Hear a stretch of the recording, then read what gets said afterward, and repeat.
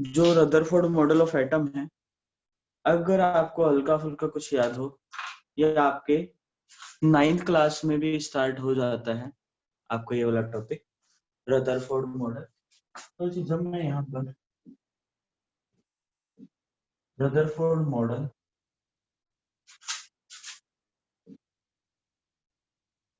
Of atom की बात करता हूँ, तो आपको क्या क्या चीजें देखनी है इसमें, वो देखो जरा। तो इन्होंने क्या किया, एक बुक्स लिया,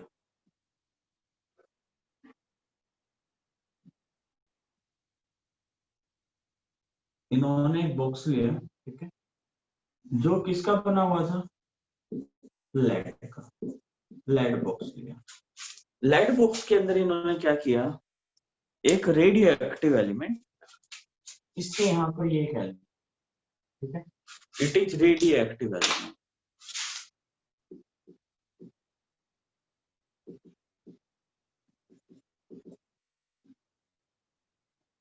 ये इन्होंने एलिमेंट रख दिया।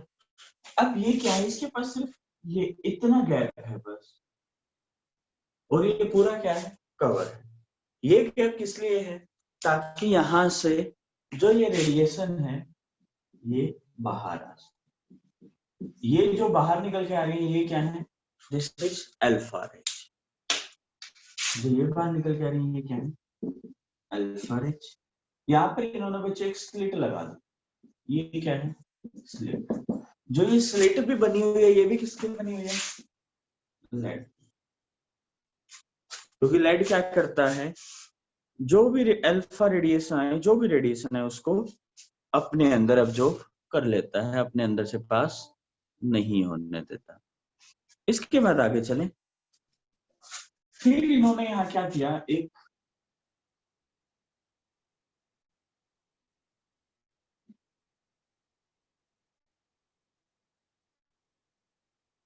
गोल्ड की फॉइल रखी, this is gold foil. Gold की एक फॉइल रख दी। उसके बाद ऐसी एक स्क्रीन लगा दी, दिस इज फ्लोरोसेंट। एक फ्लोरोसेंट स्क्रीन लगा दी, जो किससे बनी हुई थी, जिंक से। यानी ये किससे बनी हुई थी, जिंक सल्फाइड, जिसे हम कहते हैं जेड। ये इन्होंने काम किया, ये था इनका एक्सपेरिमेंट सेटअप। इसे हम कहते हैं experiment setup. This is experiment setup. इसके बाद फिर आती है इनकी ऑब्जर्वेशन। जब इन्होंने ऑब्जर्वेशन की,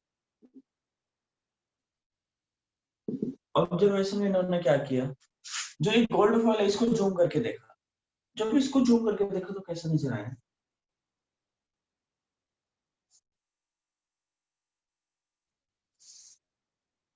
ये सपोज करो ये एटम है और ये एटम के बीच का सेंटर है, और यहाँ पर तो वही स्क्रीन है। अब ये क्या कर रहा है, इसके अंदर अल्फा रे डाल रहा है। अब जो अल्फा रे आई, पास हो गई, आई पास हो गई।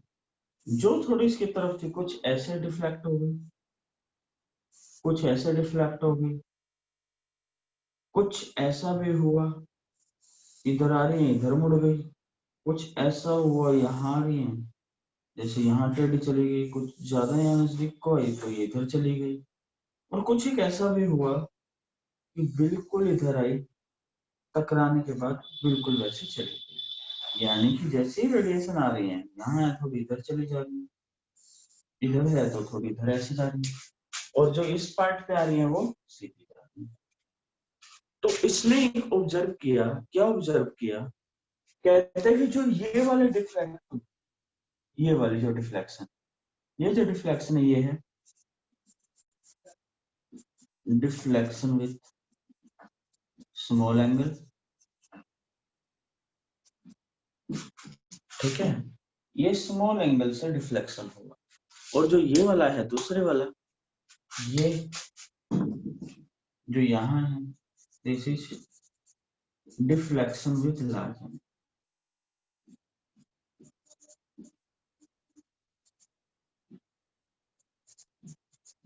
ये है डिफ्लेक्शन विथ लार्ज एंगल। बच्चे नीचे वाला दिख रहा होगा सभी को या नहीं दिख रहा? अब दिख गया होगा, ठीक है।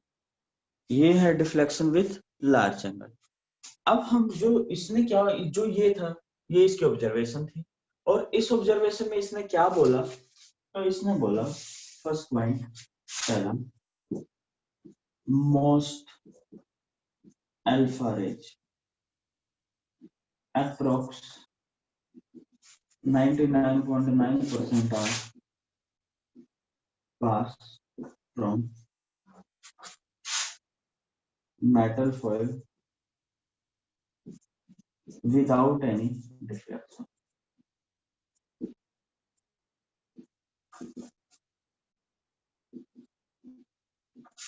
Without any deflection, कि बिना डिफ्लेक्शन के इतनी पास होगी। सेकंड पॉइंट इसने क्या बोला, some deflect with small angle and few deflected with large angle. If due to their orientation toward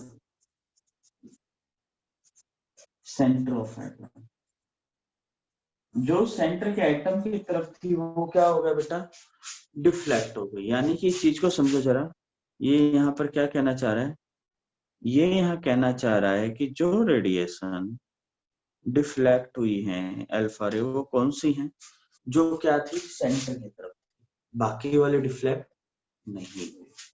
अगला पॉइंट क्या लिखा, very few deflected with 180 degree, it's direct oriented direct toward center। जो centre की तरफ थी वो कितने से डिफ्लेक्ट होगी, 180 से। ये इन्होंने ऑब्जर्व किया था, ये एक बार आप नोट कर लो फटाफट, इसकी ऑब्जर्वेशन और ये पूरी चीज।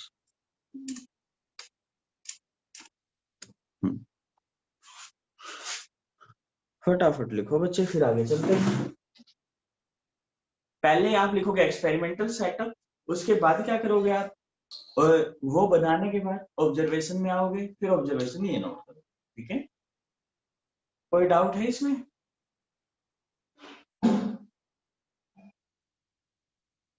और जो पिछले लेक्चर है बेटा वो मैं आज अपलोड करता हूँ, मुझे टाइम नहीं लग पाया थोड़ा सा,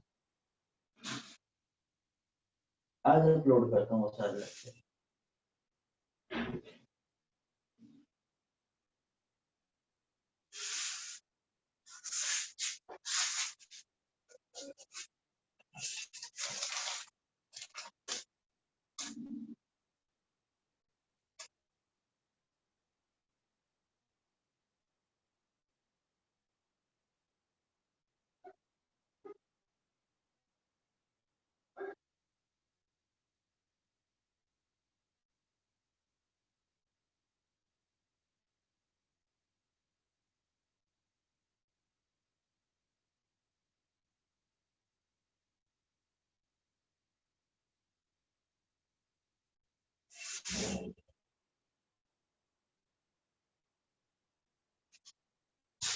करो note. Good morning sir. Good morning Sagar. Sagar yes बेटा आज सर। अपना सबमिट करवाना, क्या? आज अपना फाइल सबमिट करवा देना। कौन सा सर? बस आप आज 100 रुपये फाइल सबमिट करा। कौन सा अब सर? क्योंकि आपने कल टेस्ट नहीं दिया। सर मेरे भाई की रिंग सेरेमनी में गया हुआ था मैं। बेटा प्री इन्फॉर्म करना चाहिए था।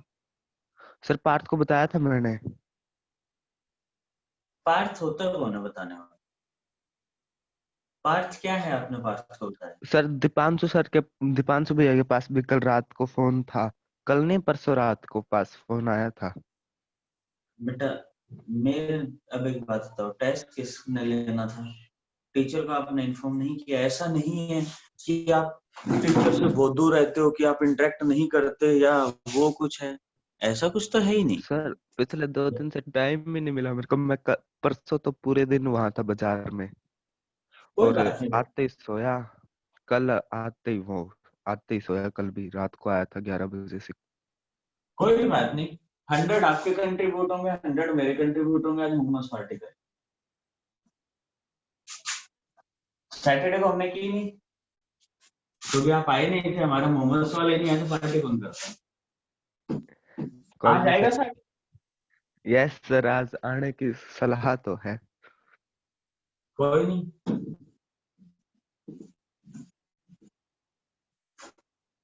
एक काम करिए, मोमोज बना के ले आइयो घर से, तेरा फाइन बच जाएगा। बनाने नहीं आते सर। क्या कमाल करता है यार, असम से तो सीख के आया हुआ है। गया ही नहीं मैं सर कभी। अरे असम वाले तो यहाँ थे ना। उन्हें भी नहीं आते सर। पक्का आते होंगे भाई। यस सर, नहीं आते। क्या सीन है असम जाने का? क्या सीन है तेरे? कब जाना है? पता ही नहीं सर। क्या बात, उसके दादाजी आए नहीं अभी तक असम से? ना सर, दादी हो गई। तेरी, कोई नहीं। चलो देखो बच्चे आगे। अब इसके बाद आता है इसकी एक्सप्लेनेशन। जैसे इन्होंने पहले एक एक्सपेरिमेंट सेटअप किया, उसके बाद इन्होंने क्या किया, ऑब्जर्व किया कि इनको नजर क्या आ रहा है। इसके बाद जो हम नेक्स्ट बात कर रहे हैं, वो हम नेक्स्ट बात करेंगे इसकी एक्सप्लेनेशन। तो जब हम इसकी एक्सप्लेनेशन की बात करें, तो इन्होंने क्या एक्सप्लेनेशन दी? मैं लाइट बंद कर देता हूँ, शायद थोड़ा सा रिफ्लेक्शन ज्यादा ना हो। अब क्लियरिटी ठीक है कर सकते हो, या ऑन करूं?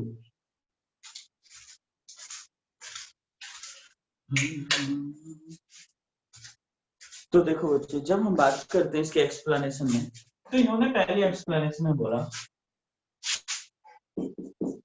देयर इज बल्कि मास present in centre of, centre के एटम्स में एक बल्कि मास है, and they also consist of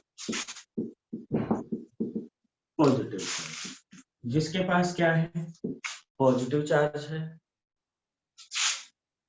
ठीक है, तो देयर नेम्ड एज, जिसे हम क्या बोलेंगे, न्यूक्लियस बोलेंगे। फिर इसने बोला nucleus consist of proton. Nucleus किसको कंसिस्ट करेगा बच्चों? प्रोटॉन को कंसिस्ट करेगा। समझ में आ रहा है? Nucleus consist of proton. Next इसने पॉइंट बोला, अगला पॉइंट क्या था? Electrons are revolve around the nucleus.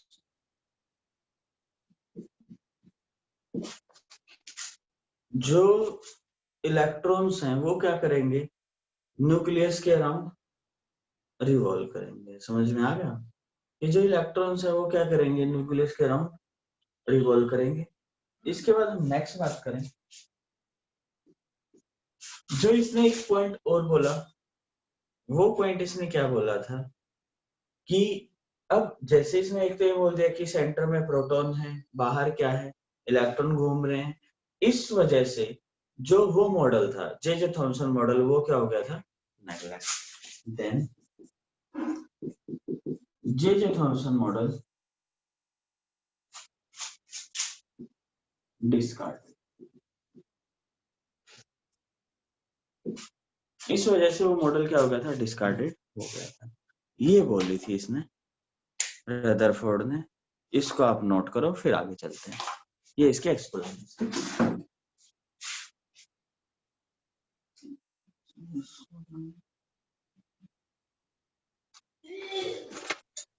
Sir sir हाँ जी, हाँ पंकज। जैसे ये इलेक्ट्रॉन से न्यूक्लियस के अराउंड घूमते डिस्कार्ड हो गए थे जेनिफर। दोबारा बोल, क्या कह रहे हैं, न्यूक्लियर। ये आवाज साफ नहीं डिस्कार्ड आई। का रीजन रीजन बताना एक बारी अगेन।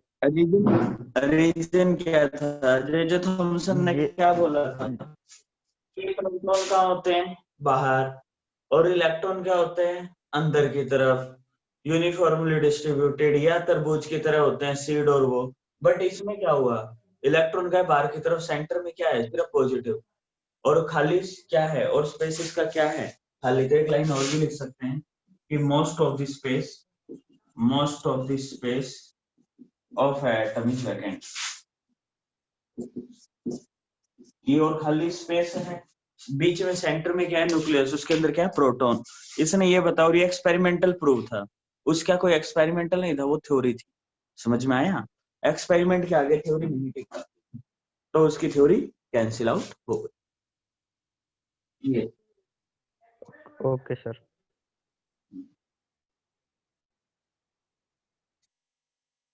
लिखो फटाफट।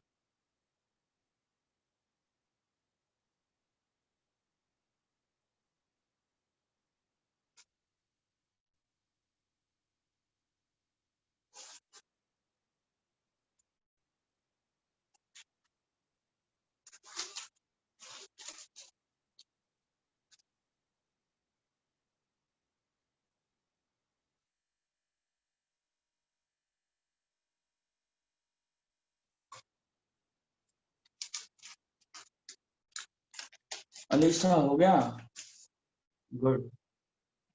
और को भी लिखना है, हो गया, गुड, बहुत बड़े।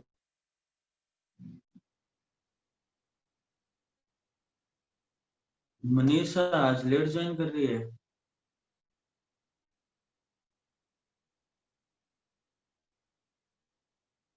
आज बच्चे कम है ना कुछ क्लास में,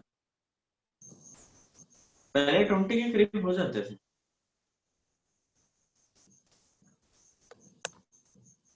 पूजा लगा रही है क्लास, पूजा, हाँ यस सर।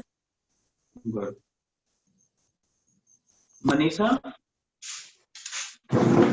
लेट क्यों ज्वाइन किया आपने? लिंक नहीं आया था सर आज ग्रुप में। बेटा लिंक भेजा हुआ मैंने, नहीं आया सर इसमें। 11 साइंस में आप ऐड हो। हाँ हूँ सर, लेकिन आज इसमें लिंक नहीं आया। सर नहीं आया आज उस पे।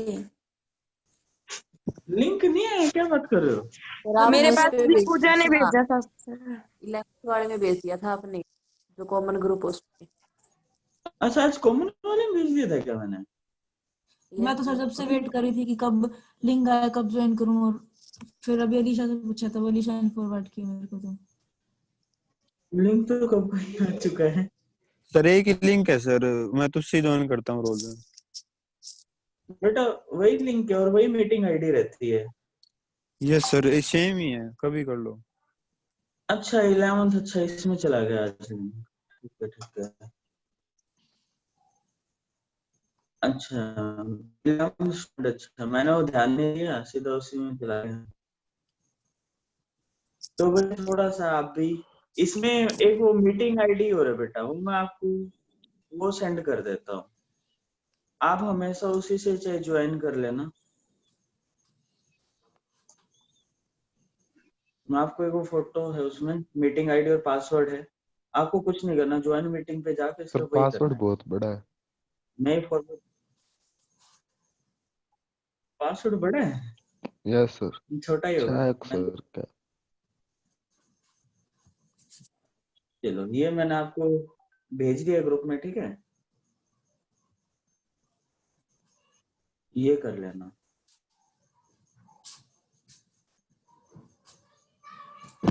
चलो, और तुम्हारा 11 नहीं, चलो दोबारा लिंक और सेंड कर देता हूँ। तो बेटा फोन करके बोल दिया करो अगर लिंक नहीं आता है, क्योंकि ग्रुप इतने याद नहीं रहते।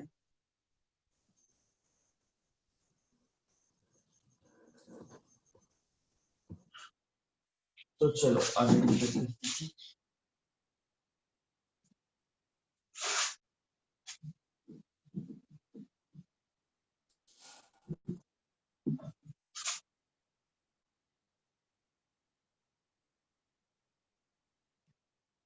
अब बच्चों जब हम नेक्स्ट बात करते हैं,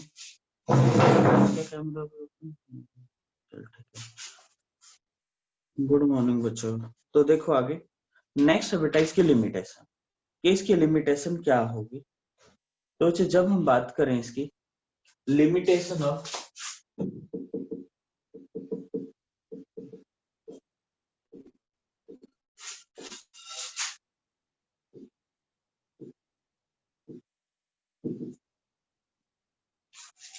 लिमिटेशन ऑफ रदरफोर्ड मॉडल, अब हम इसकी लिमिटेशन की बात करें तो लिमिटेशन में एक चीज देखना, एक साइंटिस्ट थे जिनका नाम था मैक्सवेल, एक साइंटिस्ट थे जिनका नाम था मैक्सवेल। अब इन्होंने क्या किया, जो मैक्सवेल थे, इन्होंने एक काम किया मैक्सवेल ने। वो क्या काम किया था इन्होंने, मैक्सवेल ने बोला कि जैसे इलेक्ट्रॉन रिवॉल्व कर रहे हैं, इस जैसे अगर मैं बात करूं, इन्होंने बोला कि पहले तो इन्होंने करंट की डेफिनेशन की बात की। कहते हैं कि करंट किसे कहते हैं, कहते हैं जो करंट है, करंट क्या, मूवमेंट ऑफ चार्ज, यानी जो करंट है वो है movement of charge in particular direction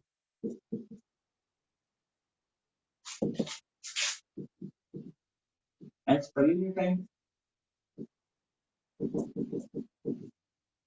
ये करंट होता है, यानी कि अगर कोई चार्ज मूव करता है तो क्या करेगा, करंट को जनरेट करेगा।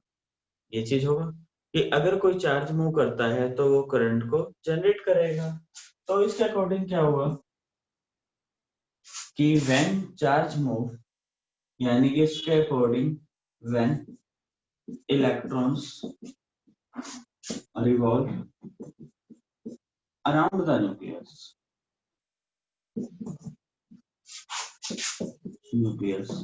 it's cause production of current, production या generation of current,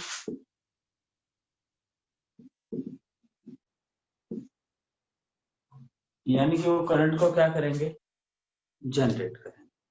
ये इन्होंने बोला कॉज प्रोडक्शन या जनरेशन ऑफ करंट, ये इन्होंने बोला।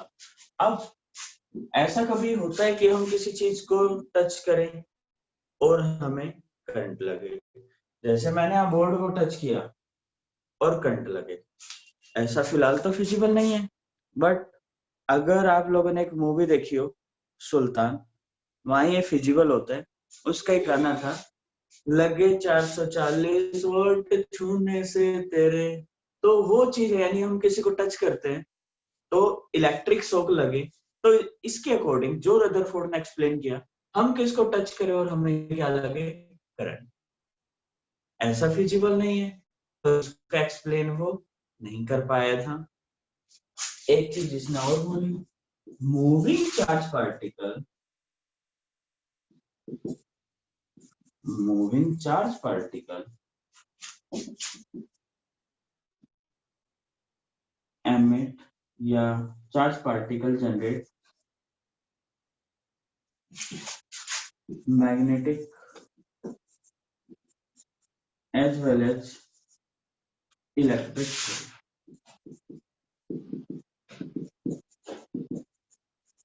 जो क्या करता है, magnetic as well as electric field को जनरेट करता है, उसे हम क्या बोलते हैं, करंट। यानी कि ये भी करेगा, उसी से तो करंट बनता है। ये सारी चीज एक्सप्लेन नहीं कर पाया। और एक चीज और इसने क्या बोली, एक पॉइंट और, वो इसने बोला कि कोई भी चीज विदाउट एनर्जी तो मूव नहीं कर सकती। तो इसने बोला electrons revolves with some energy and during revolution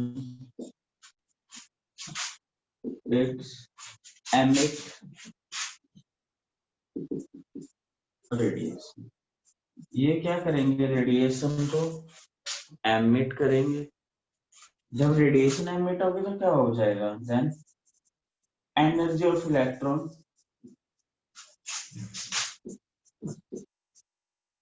decrease, hence it's revolve with spiral manner and fall in the nucleus।